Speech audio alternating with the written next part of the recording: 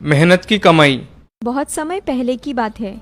एक बड़ा मेहनती किसान था। उस बार उसकी फसल भी बड़ी अच्छी हुई थी। आखिरकार मेरी मेहनत सफल हुई।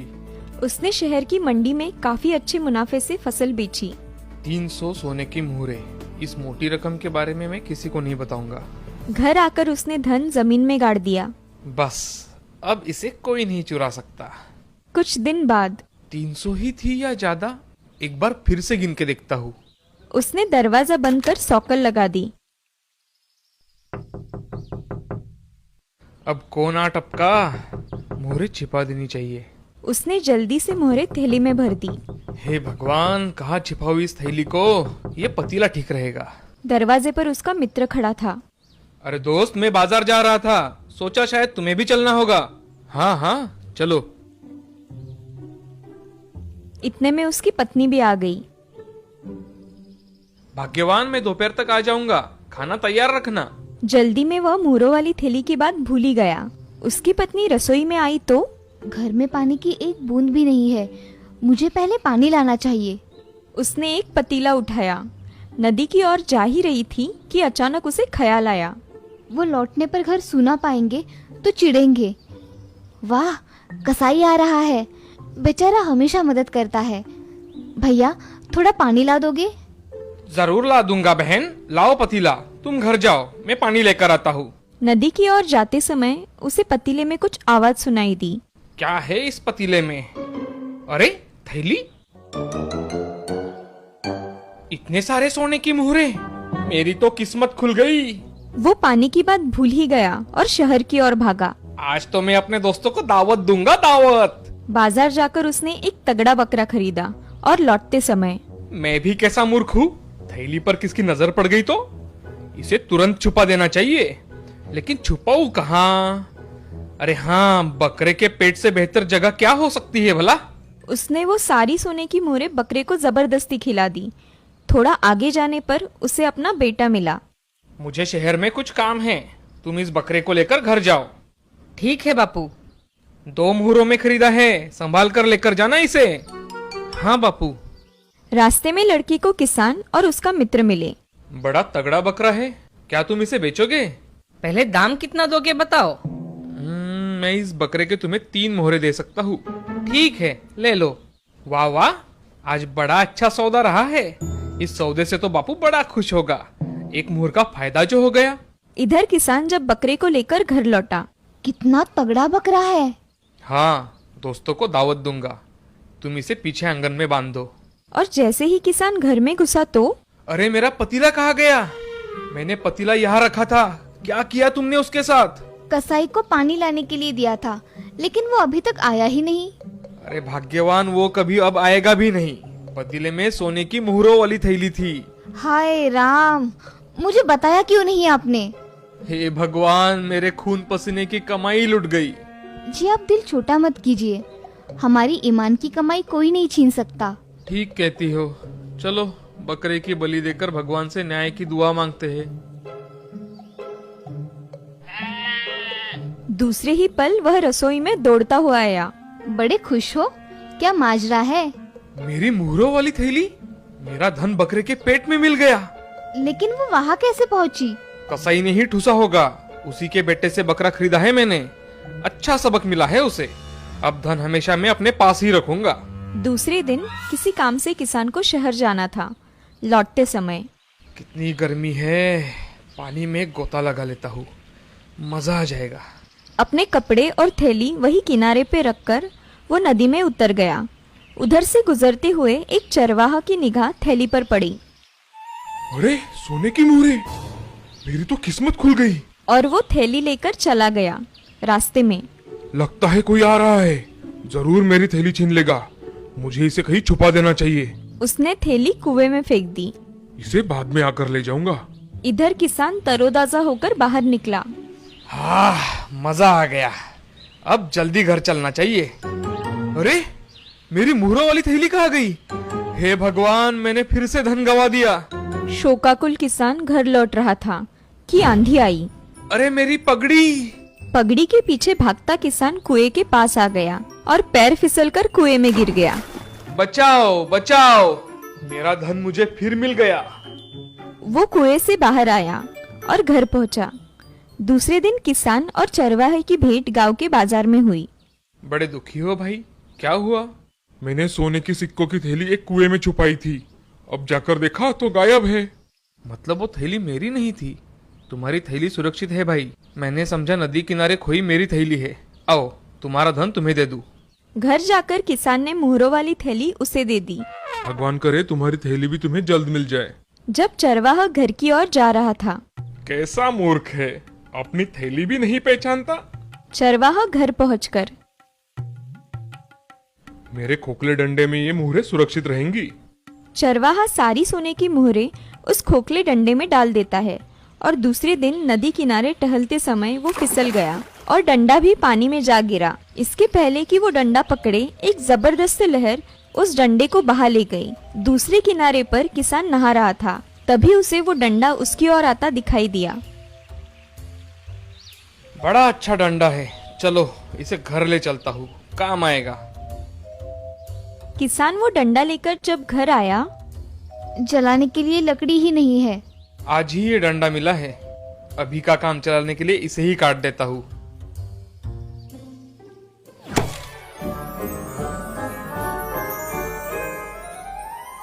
अरे मेरी मुहरें! मैंने 3 बार मेरी मुहरें खोई और तीनों बार मुझे मेरी मुहरें वापस मिल गई।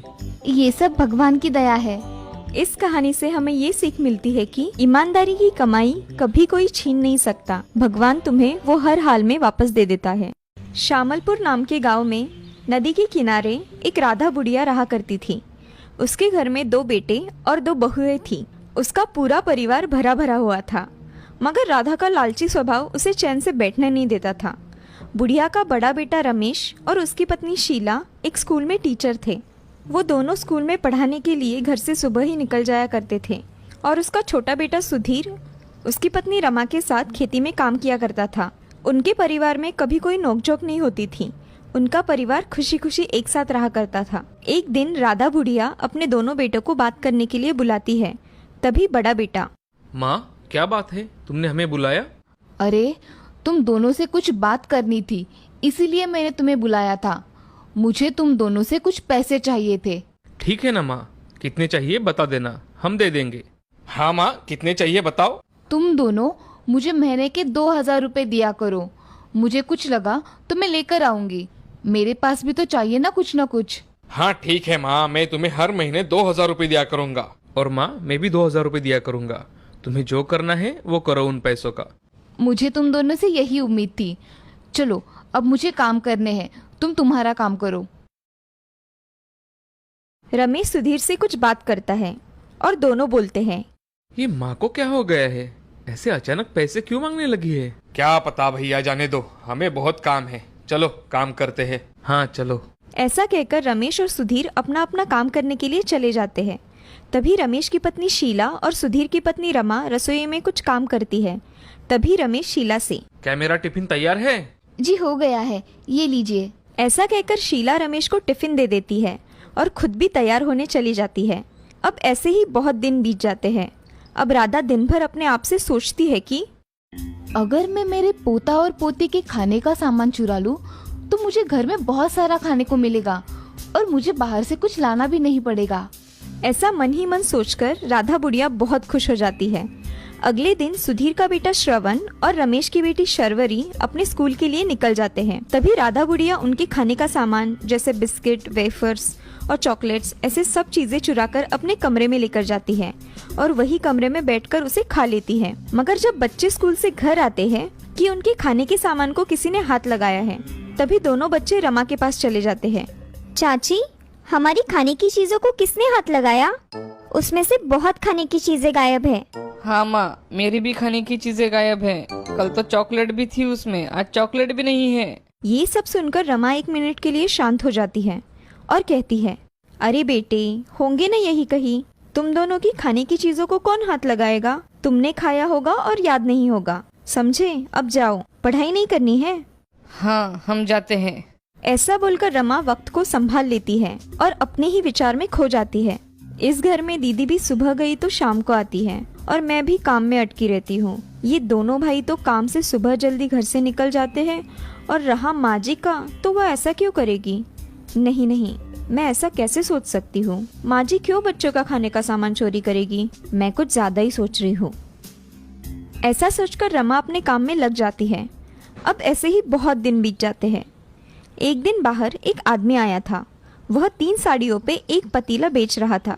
तभी राधा के मन में बैठे बैठे विचार आया, अगर मैंने इन दोनों की पुरानी साड़ियाँ बेच डाली तो मुझे बहुत सारे पैसे मिलेंगे और मैं कुछ खाने का सामान ला सकूंगी। नेक काम में देरी नहीं करनी चाहिए राधा, चलो पैसे कमाने का यही सही तरीका है। ऐसा सोचकर राधा अपने बहुओं की साड़ियाँ उस आदमी को बेच डालती है और उसके बदले में कुछ बर्तन खरीद लेती है और रमा को आवाज लगाती है, अरे ओ बहू, ये लो, मैंने तुम्हारे लिए नया बर्तन लेकर आई हूँ। ऐसा कहकर राधा वह बर्तन रमा के हाथों में दे देती है और रमा राधा से कहती है, माँ जी ये आपने कहाँ से लाए? इनकी तो कोई जरूरत नहीं थी। हमारे घर में बहुत सारे बर्तन हैं, इनकी कोई जरूरत नहीं है। मुझे दिखे तो मैं इन्हें लेकर आई, तुम्हें नहीं पसंद तो लाओ, मैं वापस कर देती हूँ। अरे नहीं माँ जी, मुझे अच्छे लगे, मैं इन्हें रख लेती हूँ। ऐसा कहकर राधा अपने कमरे में चली जाती है और उन साड़ियों को बेचकर जो पैसे आए थे उन्हें देख बहुत खुश हो जाती है। वो सारे पैसे अपने संदूक में छुपा के रखती है और उसके साथ उन दोनों की कीमती साड़ियाँ भी अंदर रख देती है। मन में कुछ और सोचने का विचार करती है। राधा का लालच दिन ब दिन बढ़ता ही जा रहा था। उसे पता नहीं था कि ये सब बातें घर वालों के नजर में आ सकती है। दूसरे दिन शीला अपनी साड़ी पहनने के लिए ढूंढती है, मगर उसे नहीं दिखती तो वो रमा के पास आ जाती है। अरे रमा, मेरी 2 साड़ियाँ तुम्हारे पास है क्या? नहीं दीदी, मैं भी आपसे पूछने आने वाली थी कि मेरी वाली साड़ी आपको दिखी क्या? अरे मेरी साड़ी तुम्हारे पास नहीं है तो कहाँ है? और तुम्हारी भी कोई साड़ी मेरे पास नहीं है। दीदी पिछले कुछ दिनों से घर में कुछ अजीब ही हरकतें हो रही है। मगर क्या अजीब हो रहा है?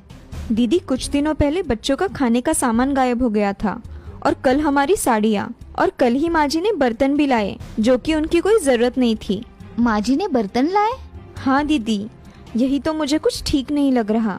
हमें सावधान रहना होगा जिससे किसी को हम पर शक ना हो और हमें घर में क्या हो रहा है ये भी पता चले, समझी?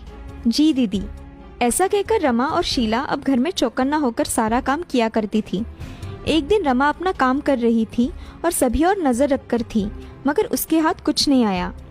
अब ऐसे ही समय बीतता चला गया, मगर घर में छोटी मोटी चोरियां होती ही रही, मगर किसी को कुछ पता नहीं था कि ये सब कौन कर रहा है। एक दिन रमा राधा का कमरा साफ करने के लिए उसके कमरे में चली जाती है और वहां जाकर कमरा साफ करती है तो उसे संदूक के नीचे कुछ गिरा हुआ दिखाई देता है। वह शीला को बुलाती है और दोनों मिलकर संदूक को खोलती है। तभी रमा शीला से, दीदी जल्दी करो नहीं तो माँ जी आ जाएगी। अरे रमा, ये देखो हमारी महंगी साड़ियाँ, और ये देखो बच्चों के खाने का सामान, और ये इतने सारे पैसे आए कहाँ से इनके पास? ये सब माँ जी कर रही थी, मगर उन्हें सब की क्या जरूरत पड़ी? वो छुप कर अपना काम कर रही थी। उनके मन में लालच आ गया है रमा, इसीलिए वो ये सब कर रही है। मगर क्यों दीदी? इस उम्र में पैसा खुद के पास रहे ऐसा सबको लगता है, इसीलिए उन्होंने ये तरीका अपनाया है और इसीलिए वो इन दोनों से भी हर महीने पैसे मांगती है। अब हम क्या करें? इन दोनों भाइयों को सारी बात बता दे क्या? अरे नहीं रमा, ऐसा मत करो। हमें माँ जी को रंगे हाथ पकड़ना है, समझी? बाद में देखेंगे कि क्या करना है, मगर अब हमें उन पर नजर रखनी पड़ेगी। जी दीदी। उन दोनों की बातें हो ही रही थी कि राधा वहाँ आ जाती है और उन्हें बोलती है, तुम दोनों मेरे कमरे में क्या कर रही हो? मैं आपके कमरे की सफाई करने के लिए यहाँ आई थी, तो दीदी को भी बुला लिया सफाई करने के लिए। अच्छा, अब जाओ तुम दोनों, कल हमारे यहाँ मेहमान आने वाले हैं। जी माँ जी, हम चलते हैं। ऐसा कहकर रमा और शीला वहाँ से चले जाते हैं और शीला रमा से, रमा, मुझे लगता है माँ जी कल भी कुछ न कुछ करेगी, हमें उन पर ध्यान रखना होगा। जी दीदी, हम उन पर ध्यान रखेंगे। अगले दिन घर में मेहमान आने वाले थे, इसलिए बहुत सारे पकवान बन रहे थे। शीला और रमा काम करने में व्यस्त थी। तभी राधा किचन में आकर एक लड्डू का बॉक्स उठाती है और अपने कमरे में लेकर चली जाती है। ये सब रमा और शीला देख लेते हैं, मगर वह कुछ नहीं बोलते। सभी मेहमान आने के बाद सब खाना खाने के लिए बैठ जाते हैं और उनमें से एक मेहमान का पॉकेट वहाँ नीचे जमीन पर गिर जाता है। तभी राधा बुढ़िया की नजर उस पर पड़ जाती है। वह पॉकेट उठाने ही वाली थी कि शीला और रमा वहाँ आ जाते हैं और उनकी ओर देखते हैं। तभी राधा, अरे मैं ये किसका है ये देख रही थी। माँ जी, अब इसमें से कितने पैसे मिलेंगे ये देख रही थी ना। कुछ भी बातें मत करो बहू। हमें सब पता है माँ जी, सब मेहमान हैं इसीलिए हम कुछ नहीं कर रहे। तुम दोनों पागल हो गई हो क्या? ऐसा कहकर राधा वह पॉकेट वह टेबल पर रखकर गुस्से से अपने कमरे में चली जाती है। ये सब देख रमा शीला की ओर देखती है। तभी शीला, सब मेहमान जाने के बाद देखेंगे, सबके सामने तमाशा नहीं चाहिए, चलो। ऐसा कहकर रमा और शीला काम करने चले जाते हैं। अब कुछ देर बाद सभी मेहमान अपने घर चले जाते हैं। अब राधा भी बाहर आकर बैठती है। तभी शीला राधा से, माँ जी आप ऐसा क्यों कर रही है? तुम क्या कह रही हो बहू? मुझे कुछ समझ नहीं आ रहा। ये सब बातें सुन रमेश और सुधीर भी वहाँ आ जाते हैं और शीला को ऐसी बातें कर रमेश शीला से, शीला तुम्हें समझ में आ रहा है कि तुम किससे और कैसी बातें कर रही हो? हाँ मुझे पता है मैं क्या बात कर रही हूँ। अरे भाभी बोलो भी, अभी क्या हुआ है? अपनी माँ से पूछो ये सब क्यों कर रही है। माँ क्या हुआ है? भाभी ये सब क्या कह रही है? मुझे माफ कर दो बेटा, मैंने अपने ही घर में चोरी की, बच्चों के खाने की चीजें चुराई। मुझे पैसों को लेकर मन में लालच आ गया था, इसीलिए मैंने ये सब किया। मैंने लालच में आकर बहुओं की साड़ियाँ भी बेच दी और उससे बर्तन खरीद लिए, और तो और आज मेहमानों का पॉकेट भी ले रही थी। तभी शीला ने आकर मुझे रोका। मुझे तुम सब माफ कर दो, मुझसे गलती हो गई। ये सब सुन सभी राधा की ओर देखने लगते हैं और तभी सुधीर अपनी माँ से, माँ तुमने ऐसा सिर्फ लालच में आकर किया? अरे तुम्हें चाहिए था तो हमें मांग लिया होता, हम तुम्हें दे देते, मगर ऐसा क्यों किया तुमने? अब तुम पर तो भरोसा करना ही मुश्किल हो जाएगा माँ। हाँ माँ, सुधीर ठीक कह रहा है, अब हम कुछ नहीं कर सकते। ये सब सुन राधा की आंखें भर आती है और वह माफी मांगने लगती है। और तभी शीला सभी से, माँ जी आपने जो किया वो सही नहीं था। अपने ही घर में चोरी करना अच्छी बात नहीं होती माँ जी, मगर आज के बाद ऐसा कभी नहीं करेगी, आप वचन दीजिए हमें। हाँ बहू, मैं वचन देती हूँ कि आज के बाद मुझसे ऐसा कभी नहीं होगा, मेरा विश्वास करो। राधा बुढ़िया की बातें सुन सुधीर अपनी माँ से, माँ आज के बाद कभी ऐसा कुछ भी मत करना, हम तुम्हें माफ कर देते हैं। माँ अब की बार हम तुम्हें माफ करते हैं, मगर ये सब फिर से नहीं होना चाहिए। ठीक है बेटा, आज से मैं अपना लालच छोड़ अपने सुखी परिवार में रहूंगी। ऐसा कहते ही श्रवण और शर्वरी भी अपनी दादी के गले लग जाते हैं और रमा और शीला भी उनके गले लगकर अब उन्हें माफ कर देती है।